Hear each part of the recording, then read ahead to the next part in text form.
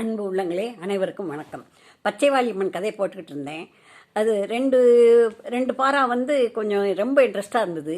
அதனால அதை பெரிய வீடியோவில் கொஞ்சம் சுருக்காமல் போட்டிருந்தேன். 4 நிமிஷம் தாங்க போட்டிருந்தேன். ஆனால் 520 பேர் இருக்கீங்க என்னுடைய ரசிகர்கள். 6 பேரோ 7 பேரோ தான் பார்த்துருங்க. பெரிய வீடியோவை பாருங்கள். அதை பார்த்தா தாங்க இது அதுக்கப்புறம் இதை பார்த்தா தான் புரியும். இருந்தாலும் இதை சொல்கிறேன். அந்த பெரிய வீடியோவை பார்த்துட்டு இதை பாருங்கள், புரியும். வள்ளி முருகன் சந்தித்தல். சிவபெருமானின் சாபத்தால் பார்வதி தேவி பச்சைவாளியாக வனத்தில் வந்து தவம் செய்து கொண்டிருந்தார்.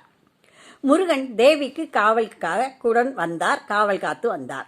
அது சமயம் பூவுலகில் நம்பிராஜன் மகளாக வள்ளி அவதாரம் செய்கின்றாள்.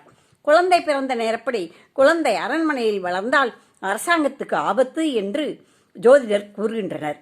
அவர்கள் யோசனைப்படி நம்பிராஜன் குழந்தையை காட்டுக்கு எடுத்து சென்று வள்ளிக்கொடிக்கு கீழே படுக்க வைத்து வள்ளிக்கொடியை போட்டு நிழல் கொடுத்து வைத்துவிட்டு நாட்டுக்கு வந்து விட்டார். அப்பொழுது அங்கு வேட்டைக்கு வந்த வேடர் தலைவன் எடுத்து சென்று சர்க்கரை வள்ளிக்கிழங்கு கொடியில் கிடைத்ததால வள்ளி என்று பெயர் வைத்தார். வளர்க்கிறார். குழந்தை பெரியவளாகிறாள். விவரம் தெரிகிறது. வேடுவர் குலத்துக்கு சொந்தமான திணைப்புணத்தை காப்பதற்கு குழந்தைகள் செல்வார்கள். அதேபோல் இந்த பெண் கொஞ்சம் பெரியவளான உடனே அந்த திரைப்பணத்தை காக்க போகிறார் தன் தோழியரோட. அது சமயம் அன்னைக்கு பார்வதி தேவிக்கு காவல் காத்து கொண்டிருந்தாரே முருகன். அவர் பார்வதி தேவியினிடம் ஒரு மான் வரவே அதை விரட்டி செல்கிறார். அந்த மான் இந்த வள்ளி இருந்த இடத்துக்கு சென்று விடுகிறது. அங்கே அந்த மானை துரத்தி சென்றவர் அங்கே வள்ளியை கண்டார். அப்போ வள்ளியிடம் பேச்சு கொடுக்க ஆரம்பித்தார் முருகனை பார்த்து அவருடைய அலையில் வேந்து போன வள்ளி பேச மறந்தாள், தன்னையே மறந்தாள். உடனே தோழிகள் வந்தனர்.